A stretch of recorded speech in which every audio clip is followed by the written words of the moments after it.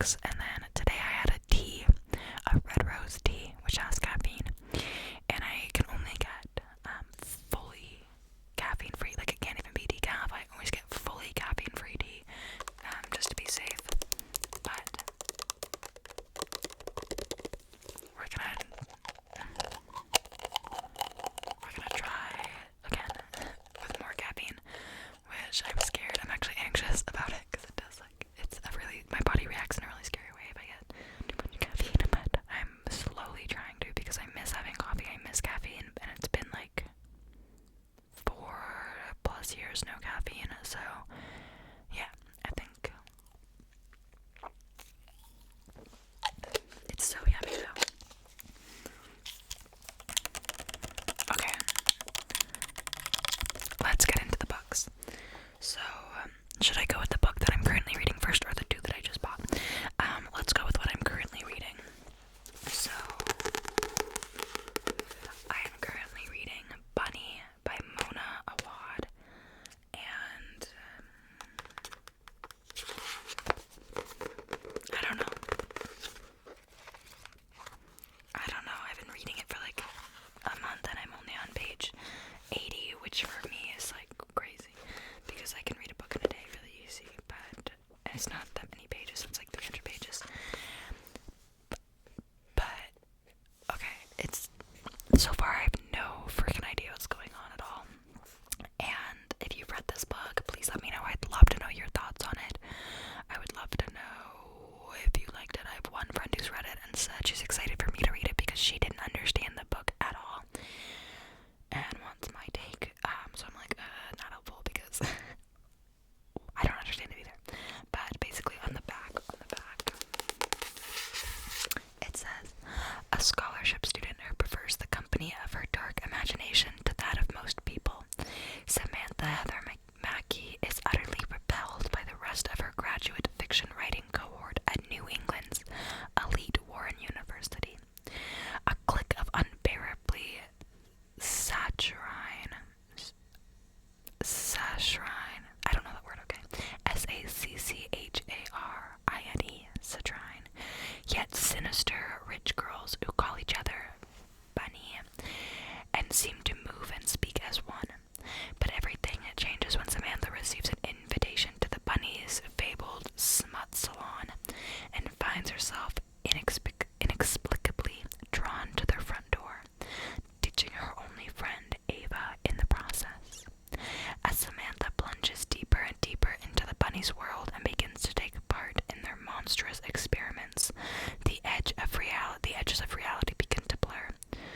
Soon, her friendships with Ava and the Bunnies will be brought into deadly collision. Now, the reason I bought this book was because at the bookstore, it had like a note under it, like sometimes the workers, they can leave like a little note kind of giving reference to what it's about, or just saying, this staff member's favorite, and whatnot, you know. And this one had a note that said, if you love Heathers, you will love this book. And I was like, okay, I'm a big fucking fan of Heathers. I love that, like, everything about it. I love the, like, movie and the musical and, like, just everything. It's so good. But I'm not really getting the vibes other than, there's a clique, you know what I mean? Like, oh, there's a rich girl clique, oh. But I'm not, I can see, like, what they're saying, but it's just because, to me, I'm like, okay, rich girls in a clique. But, I don't know, it almost feels like it's trying too hard, I guess. Like, everything is very wordy, but to the extent where they're just using big words to use big words and sound poetic, and they are in, like, a poetry writing class, so I understand that, but it's a bit overdone, at least to me. That's how I'm feeling about it. It's just like a bit overdone, and it's hard to get into. It's like slow.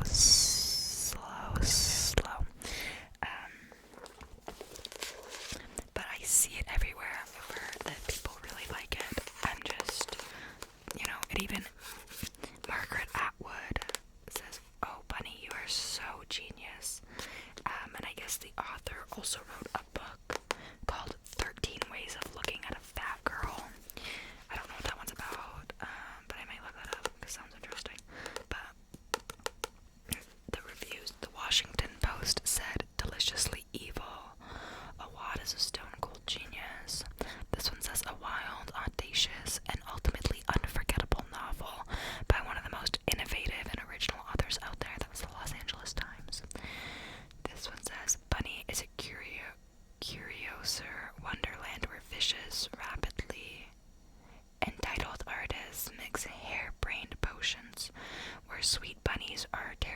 swains and were literature's newest, sexiest hybrid lurks.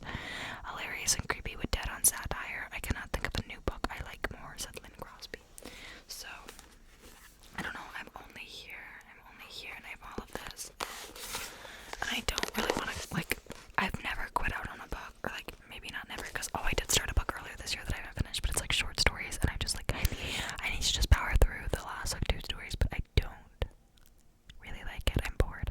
It's called The Goodbye Cat, and I thought I would love it because it is really cute. Like, I'll give it that, it's really cute, but I think I just don't love like a combination of a bunch of short stories. They feel kind of unfinished to me. Like, there's just not a lot in them. But yeah, I need to finish that one because then I can just put it on my reading list saying I did it. But I'm almost there, so I might as well just, I could literally finish the book today if I tried, so maybe I will. But I bought it like in like January, and I still haven't finished it. It's not long. I just kind of tapped out, but I usually don't do that. Usually when I start a book, I have to finish it before I start it. I have a friend right now who's reading like 3 books at once. I can't do that. My brain will get confused. My brain will get confused.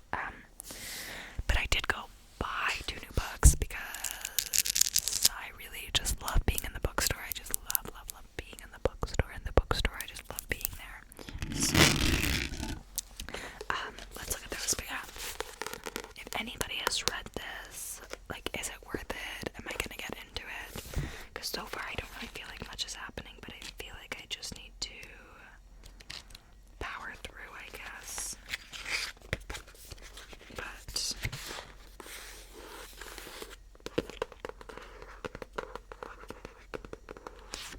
yeah, so that's Bunny by Mona Wad.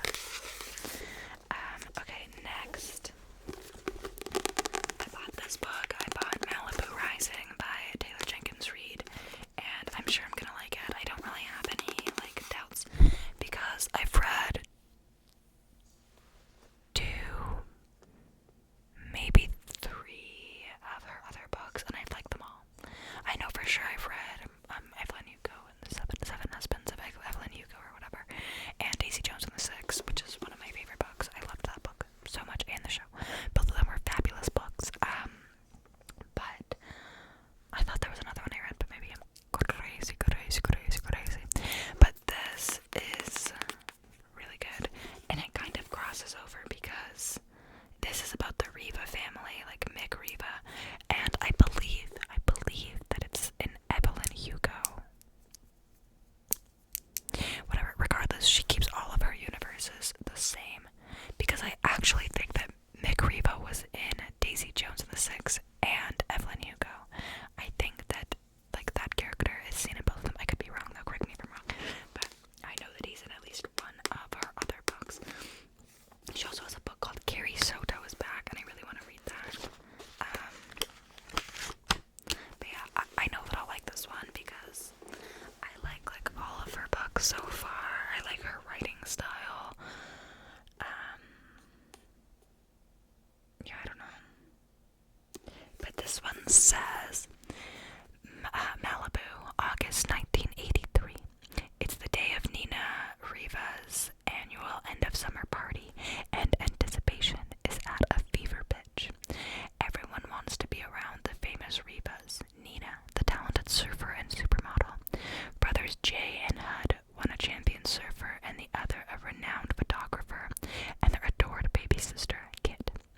Together, the siblings are a source of fascination, especially as the offspring of the legendary singer Mick Riva.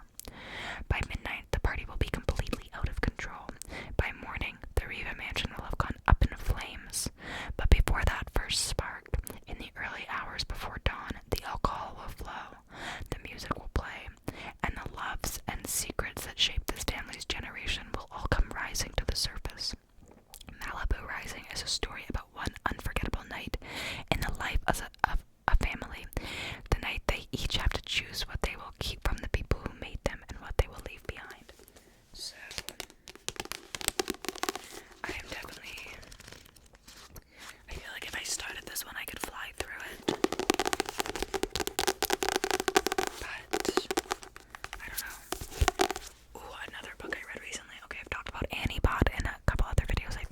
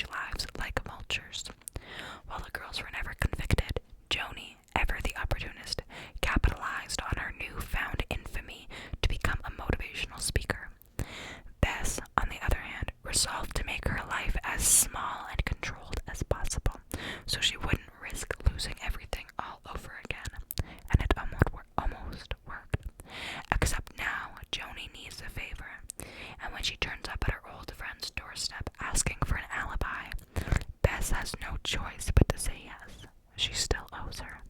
But as the two friends try desperately to shake off their past, they have to face reality. Can you ever be an innocent woman when everyone wants you to be guilty? I just think it sounds really interesting. Really, really, really interesting. It kind of reminds me of, what is her name? I don't know, there was a girl who was accused of killing her, this was like years ago, killing her best friend on a vacation. I can't remember her name, but Amanda Knox, is that her name?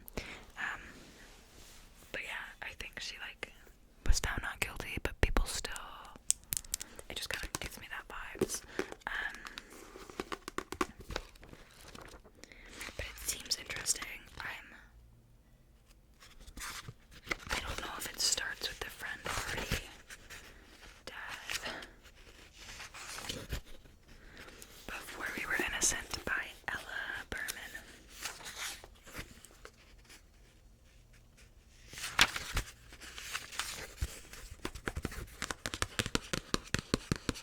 Okay, yeah, it starts on the 10 years later, and I'm sure it'll do flashbacks, but I just think it's like an interesting concept, pretty, like, not, I wouldn't say different from what I've been reading, but I read,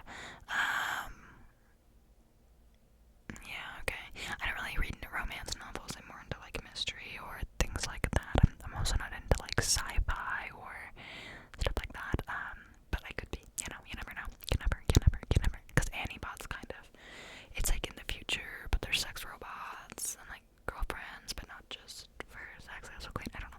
It's Annie Bot is so good. It's so interesting. But yeah, so those are three books that I have right now. I need to finish Bunny. Maybe I'll go read after this for a bit. I guess I will. I read Killers of the Flower Moon, and that book was fabulous. So well written, so well researched. Like the depth that it goes into. I would 1000% recommend reading the book before you watch the movie. Because I mean the movie is so fabulous as well. They're intense. They're really intense and really, really like emotionally hard, you know. It's like a really, really dark and sad part of history, but also like these parts of history are still ongoing, so just saying. But it's like the book just delves into so much detail, and I was, second I finished reading it, I was like, I'm ready to watch the movie, and the movie's great, it's really good, but it doesn't, and obviously there's only so much you can do bringing all of that history to life on the screen. It's still a 4-hour movie, and it still could have had more, you know, because there's so much to the history of that. But yeah, the book it's so detailed, and it covers so much, and it's just a type of book that I think everyone should be required to read. Like, it's such a important part of history. Like, these stories are so important to like be told and to hear them. I gave my copy to my boyfriend, so he has it. Because I was like, you need to read this. You need to read it. And he really likes history books. I'm less a history book girl, but I really, really wanted to read that book. Yeah, those are some of the books I've read recently or planning to read. But I really recommend like Annie Bot, Killers of the Flower Moon, the Family of Liars, We Were Liars, too are really good as well. I really like them. They're more easy reads, you know. A lot of the reviews thought they were too slow or too, is overconvoluted the right word? I don't know. They were just too, it's just kind of a whiny rich family, but that's a bad way to describe it, because it's just like, I don't know, you're part of their summer, so you just kind of don't, I didn't hate the characters, you know. Yeah, they're annoying, but I didn't hate them, and people hated their names because they have really funny names. One of the characters in the prequel book, his name is Pepperman. It's his last name, but they call him Pepperman, and for literally like weeks that name was stuck in my head. I just kept thinking like Pepperman. I don't know. It's just like the type of word that would get stuck in my head.